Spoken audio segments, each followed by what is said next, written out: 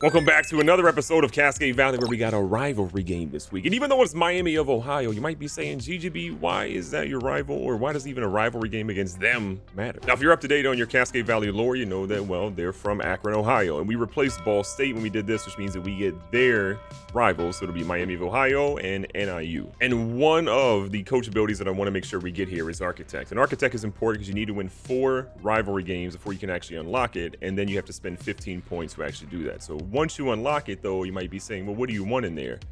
This stuff. So the stuff you see below is going to be incredible. You can get more XP for your each individual position, so quarterbacks, running backs, wide receivers, corners, linemen, etc. A chance to increase a random skill cap when leveling up. You get bonus XP for every 3-game win streak, and then a chance to increase your best skill cap with a conference or national title. So that becomes incredibly important when you look at a guy like Enrique Carmazzi, who jumped up significantly and is now an 85 overall. But the problem with him is if you look at his ratings, he's absolutely capped out. He's got a 7 cap for elusiveness, an 8 cap, an 8 cap, a 6 cap, a 6 cap, and a 9 cap.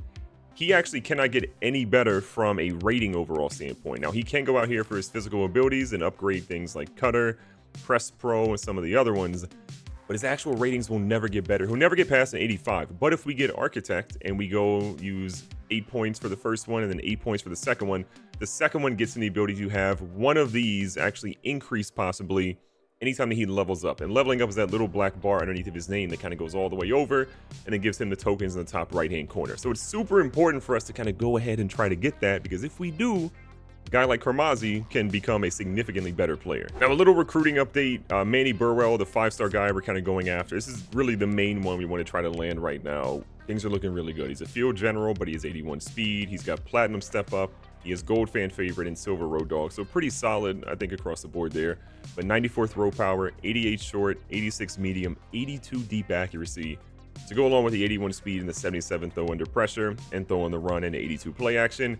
I'm really excited about how good this guy potentially could be. But again, I'm not trying to recruit a ton of quarterbacks. If we can get him, great. If we can't, I might take a flyer on a 4-star guy, but we don't really need one as long as James is doing all right. Alongside him, most of our other guys were in first place for, or we're kind of trending the right way to get up to first place. Ostergaard is another guy we really want to try to land. A 98 speed, 93 excel receiver, 5'10", 205, 81 deep route, 79 release, and 95 agility. He also has layout and recoup for his abilities with 89 spectacular catch. This dude should be an absolute demon. If we can get Burwell and Ostergaard, we're going to be letting it fly. Now, looking at the roster, they are significantly worse than Notre Dame, but we probably shouldn't look past any opponent considering what I did in the second half of the last game. But Robinson is their top guy, a middle linebacker. Pretty solid. If you look at their quarterback situation, 82 overall, not very fast, but 99 agility is pretty crazy. Throw power is under 90, so I kind of like how I see that. Running back, they don't have a guy over 80. Their top guys get 85 speed, 88 excel. We go to their wide receiver room. One guy to 80 or above with 85 speed. Their next guy is 82 speed. One burner with 92 speed, 94 excel. But this isn't exactly scaring me right now. And as we examine their corner room, 88 speed, 85, 81, 85. This should be a game that we blow them out. A lot of our backups get a chance to play, and maybe we set a record or two. Let's make it happen. So we're heading to Miami of Ohio today to see what we can do in their stadium. This is a rivalry game. We need to win these for that Architect badge eventually that we can unlock for our coach. But for right now, we're trying to lock in. We're trying to set some records, and we better walk out of here with a W. James Hester coming out here fresh off a pretty incredible week in the previous week. We're going to just throw this one away. A nice little evasion there, but we're going to throw it away. And a little road game. His first test there. Easy scramble, and he's going to pick up a solid gain. Little about 12 yards. Little run game, see what Fowler's got, and that was longer than any run Fowler had the previous game except for the fumble play, which we won't talk about. 2nd and inches, Hester, catch him with the play action. Unleashing the cannon, he's got Carmazzi over the top, and Carmazzi holds on. We're back to slinging it. First time on defense, the offense looked phenomenal. We just got to, make sure we lock in a little bit. Defense to see what we got here, and we're delivering big hits. Well, 2nd and 11, Miami of Ohio checking a little bit of something there at the line. They like what they saw, and this was a good play call. They checked down to a halfback screen, and they get about 8. And one thing we know is their quarterback doesn't have crazy arm strength, so we can't really sling the ball down the field like too crazy. But that little RPO game's working. Ooh, little blitz, and oh, nice hit. Earl Kendrick gets his first sack of the game. 2nd and 15. They go with a run. Nice little cutback by their running back. Oh my God, ankles were taken. Our guys trying to lock in. The pressure is there, and oh my God, who didn't get a sack on that play? Biamiri, you might notice he's on special teams now. You can't trust him on defense because the man was running 50-11 different ways, the opposite of what he was supposed to be doing. Can he make a block? He does. Monty Dog doesn't have that dog in him. Hester back out here in shotgun. He's been elite so far, and he's showing the speed here. Oh, James Hester. I like the run. 7-0 lead. We're out here cooking Monty Dog. We'll take 4 or 5 yards each time. 2nd and short. Hit him with a little play action. They're rocking with that route pretty much, and Monty Dog honestly goes nowhere. 3rd and 4 to go. Hester again making smart adjustments here. This is probably a really good game. I feel bad for him. His first real game as a starter was against Notre Dame. And to be honest, we kind of gave that man false confidence with that first half because it was a generational first half for him. And then after that was a nightmare. A beautiful throw, and Carlos Fine short of the end zone, but what a grab. I think what's interesting about Carlos Fine is he's not fast, but he's honestly a pretty good route runner, actually an elite route runner. So he's kind of like a Travis Kelce almost. So they're going to call a holding penalty. Who's it on? Who am I screaming at? Conrad? So Dylan Fowler, a touchdown machine, but unfortunately not going to be on that play. He's got to wait another 1 or 2. Nice scramble. We'll check down. We'll get ourselves about 2. Going to go Hester, lean into the play action. The run game's been so good. Oh, Lord. We're a little scared now. But Hester, 85 speed. Excuse me? More like 95 speed. James Hester, his first rushing touchdown of his career. Gotta imagine more coming. 4th and 2 here. You worry about maybe a QB blast? They tried to test Sean Lewis. They didn't watch the game film. You don't test that man. You don't test him. He's no Lord Maslow, but he's pretty good. A 14-0 lead. Monty Dog caught in the backfield, just a delayed play. Our guys trying to lock in a little bit. Oh my God, Hester would just love some protection. Gets rid of that one, and it is nearly caught. 3rd and 13, our guys are back out. Don't love what we got here. Hester got to get rid of it, and he does. The offensive line let him down the last 2 plays. 2-minute warning hits. Right now, Miami of Ohio playing one of their best moments in this game. They've been driving. We do have a couple linebackers in coverage here, so I'm a little nervous about that, but we should be okay. Out of bounds is where he throws it. 3rd down, 4 to go. Miami of Ohio, beautiful in route here, and that one's going to get him down to the 10. First time I think Miami of Ohio has actually been here. They throw a fade. Paul Kahn's there, and Paul Kahn said it's coming back with me. What an effort. 1:08 left here in the first half. We got a chance to maybe do something. Little pass here to Fowler. Oh, okay, timeout by them. Injury. Woo, thought it was our guy. 2nd and short, Hester again. Steps up in the pocket. This is a dude you cannot take your eyes off of because he's going to make you pay. 40 seconds left here in the first half. Hester, no, we're going to use a timeout. That was unfortunate. Hester kind of got caught watching, and that definitely hurt him. He's got a chance here. Oh, the spin move, they catch him. One final play. We're just going to see if we can catch him off guard a little bit. Maybe bait him with a play action.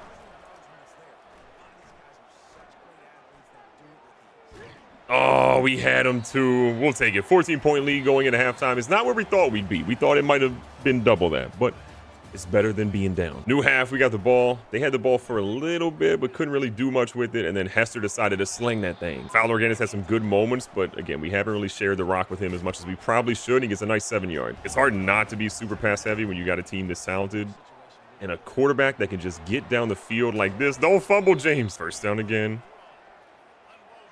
Quisenberry held on. Are you kidding me? He's special. Oh, Quisenberry holding on to a catch like that is just generational. A redshirt freshman making plays like that, we're here for. Monty Dog, no shot. Monty Dog, we were so close, and they bring the holding penalty out. Who is it? Brody? Hester, so close to get into the end zone. 88 yards on the ground. Quick adjustment here by Hester. Doesn't like what he sees, and he's down at the 1. And from the 1-yard line, there should be an easy punch in for Monty Dog. Hasn't had a lot. Oh, no. Oh, we go for this. Big play here. Monty Dog over there on the edge. We hand it off to Dylan Fowler. You bring in the big guns. Fowler back in the end zone, and that's why this man's got like almost 40 touchdowns in a little over 2.5 years. Miami of Ohio trying to get something moving. They need something desperately. Their quarterback can't go anywhere, and Earl Kendrick's going to bring him down for his 5th tackle of the game. QB all by his lonesome in the backfield. Looking for something, anything. He's getting chased around, and he goes down. The 4th sack of the game for Cascade Valley, and it's Josh Yeast on that one. Our guys have just been locked in this entire game on defense. You love to see it. We've had some issues, but they are working through it, and Fowler almost had a da-na-na. In the 4th quarter, the passing yards have not been what they were against Notre Dame. We haven't really had to do nearly as much. And a nice little TD pass, Fowler through the air. You don't see as many of those for him, but they count all the same. All in all, we're come out of here with a 49-0 W. They are who we thought they were. Not worthy of being our opponents. Today's player of the game is going to be none other than James Hester. 5 touchdowns total, 2 on the ground. He also ran for 100 yards on the ground. I think he's back to being him. Recapping the stats again, Hester threw for 214, 3 touchdowns, not a single turnover today, which was honestly the most impressive part, if you ask me. It is Miami of Ohio, but we'll take it anyways. 100 yards on the ground for him, 2 rushing touchdowns. I think this might be the first time, or maybe second time, that we've had a quarterback throw for 200 and rush for 100 in the same game. Fowler ran 4 times for 22 yards and a touchdown. Monty Dog, he was there. In the air, Carlos Fine, 3 for 32, 3 for 20. For Fowler, he got a receiving touchdown. Carmazzi, 2 for $111 and 2 touchdowns. But there was not a lot to love on the receiving game. We spread the ball around. We just didn't really sling that thing like we did against Notre Dame. Tackle-wise, Okafor, Lewis, Potts, Kindred, Khan, and Cheek all had 6 tackles today. We see 2 sacks by Earl Kindred, looking more like his old self this week. 1.5 by Sean Lewis, 1 by Yeast, and half a sack by Butts and by Okafor, and interceptions. Biamiri did have a pick 6. We'll still keep him in the doghouse for now, but he's getting a little bit more playing time. He'll earn it back. Sean Lewis and Paul Kahn getting a pick today too. Just overall, you love to see it offensively, defensively. We played flawless. After an absolute beatdown of Miami of Ohio, we've got a big game here against NIU, another rivalry game, which again, if we beat this team, this should give us what we need to get Architect, and then we just got to get the points to unlock that. A little look-see at the Heisman for 2029, and there's an Oklahoma player, another Oklahoma player, an Alabama player, and an Ole Miss player. What about the love for Cascade Valley? So NIU's roster kind of feels pretty comparable to what we saw from Miami of Ohio. They got an 87 overall left guard. Their quarterback is pretty good, 86 overall. He's got 99 agility, but sleight of hand and step up both being gold plus gold road dog. We've got a good right end. They've got a lot of seniors up here, but their sophomore left guard is gonna be really good. At running back, they're gonna have a 74 and a 70. Oh, 2 74s. 87 speed, 89 speed. Okay, they shouldn't cook us much there. And then receiving game is lay tough, as the French say. A 92 speed guy, but really everybody else is sub 90 with the exception of one other guy. So I'm not really worried about them in the receiving game at all. And then in corner, they got Larry Sneed. They've got Zeke Peters. These guys are 80 overall. But an 82 speed top end corner means Carmazzi better have 200 yards. I'm sending them on deep routes all game long. Now, from a top 25 standpoint, we're currently 3rd in the nation, which is kind of where we were after last week, but we're 23 first place votes. Alabama has 33, Oklahoma has 40, but I feel pretty good about where we are right now. We're climbing, we're doing all right, but we've got to beat this team, and we've got a pretty tough schedule after that.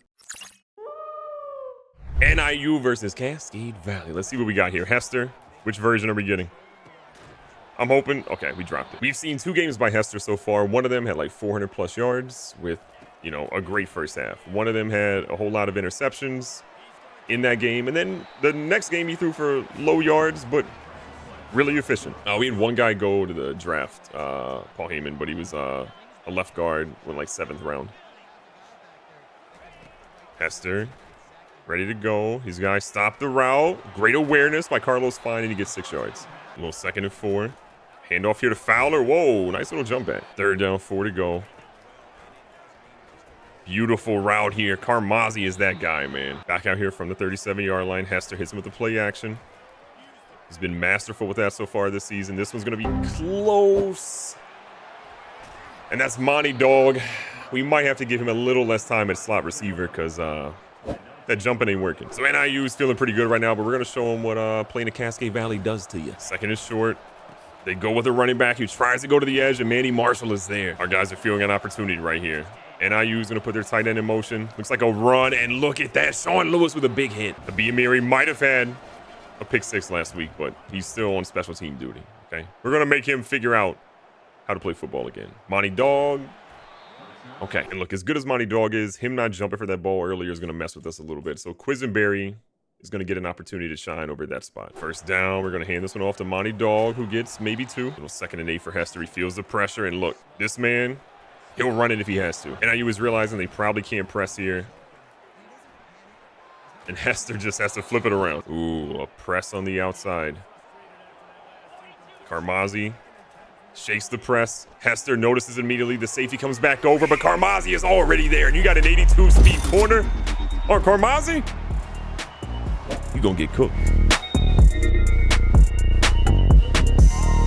NIU struggles on offense, but man, their punter might be their MVP right now. A 61-yard punt to pin us deep in our own territory. 2nd down, 8 yards to go. Oh no, we didn't see him. Our 2nd pick of the game. All right, NIU's right back where they want to be. If anything, we might have figured out what type of game this could be for our young QB. Well, 2nd and 11 here. It's like a run. Sean Lewis, though, wrapping up the tackle. Crucial 3rd down and 11 yards to go. They throw one and Potts is there. There's a reason why we put him on the field a little bit more. Not the fastest guy in the secondary, but a big-time player making big-time plays and a big brain. It's a big score. You love to see it.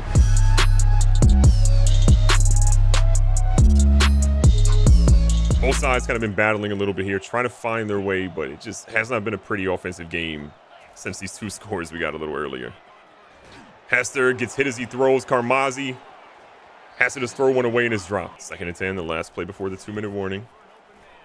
Little pass here to Monty Dog. Good run after the catch, and he's going to get about 9 yards. So 3rd and short. 2-minute warning is here. We take what's easy. And Carlos Fine running through defenders. Still the Fowler in the game with a $1:30 left. James Hester showing the wheels. 85 speed, ain't looked this fast in a while. A little over a minute left, and we got a whole lot of field to try to cover here. Almost the 3rd pick of the game. 2nd and 10. Hester again sees opportunity. He's going to take it. He's our first time out. He's been running and getting hit a lot. 3rd and 2.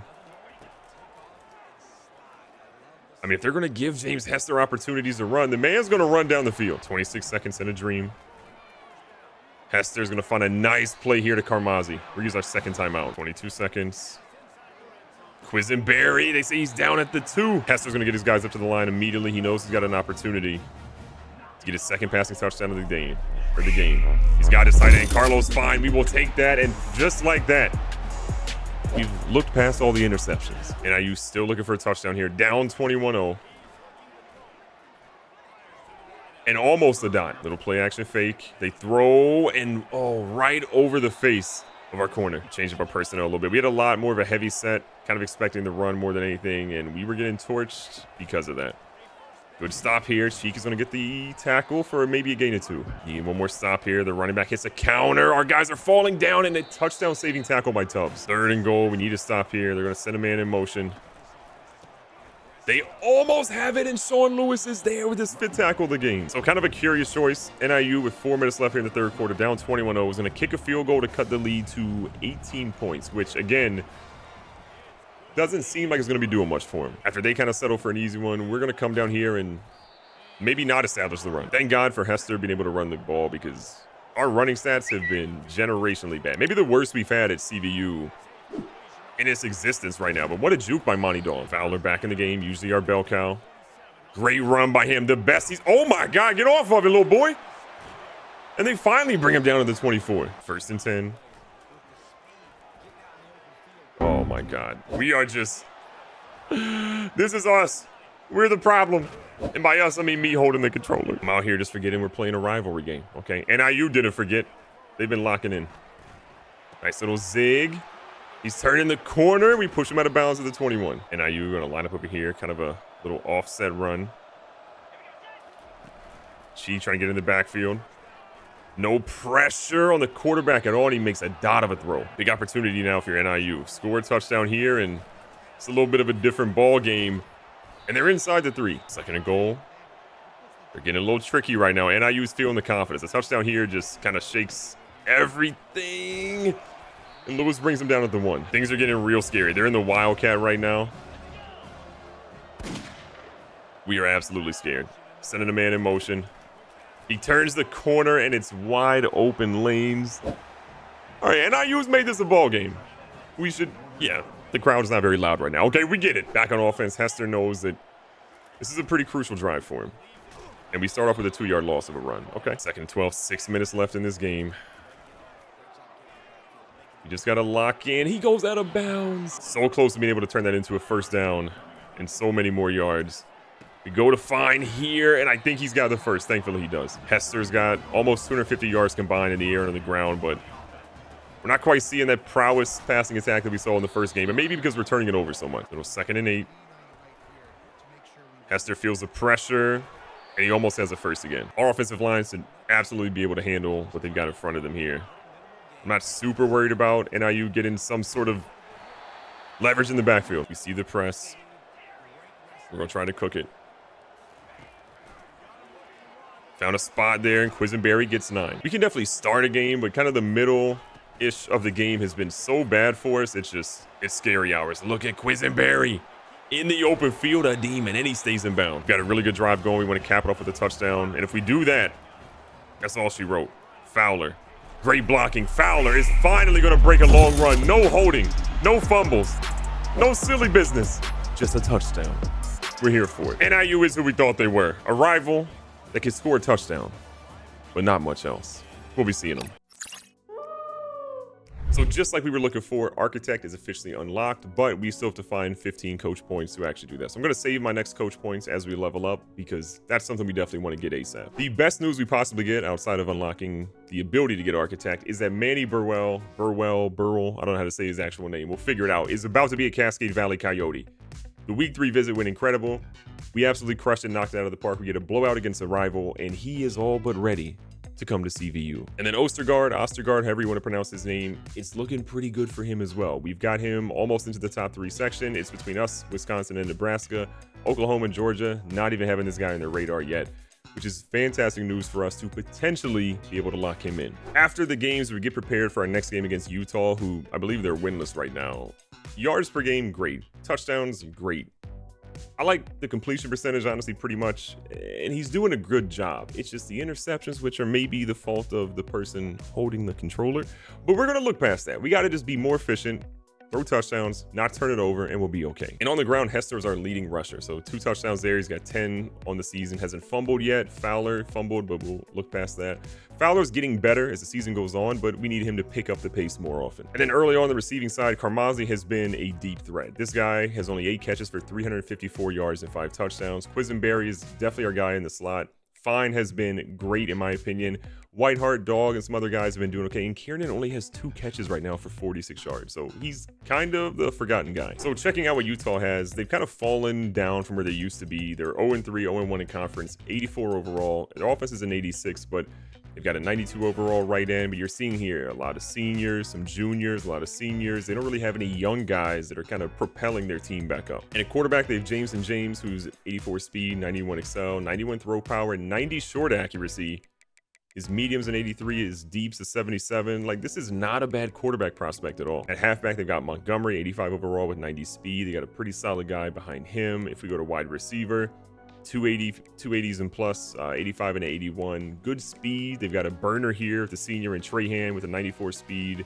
They've got a hidden gem down here, in my opinion, with a sophomore that's a 96 speed guy that I would probably be inserting into the offense if I were them. And then at corner, you've got nobody above 80. They've got slow guys at the top with 87 and 84 speed. So we're going to try to maybe take advantage of that early on. So we head out to Utah to face a very difficult Utah Utes. Look, I know they're 0-3, but this is a team that's going to be tough. Playing at Utah, not fun. The altitude, the elements, the Mormons running around. We got to be careful. The toughest thing we have right now is that this is Hester's first real test of like a difficult opponent at an away stadium. So I'm kind of nervous for him. And Utah actually had a pretty big injury there. It's like a defensive lineman goes down for them on the very first play of the game. And so what do we do next? We run the football and then get lit up. Monty Dog comes in here, 3rd down and short. We want to obviously come out and set the tone. Hester gets hit as he throws that one, but Monty Dog's out here in the open field. A nice move, a second nice move. Gets lit up, but you love to see what he does after the catch. Utah's not ranked. They're 0-3.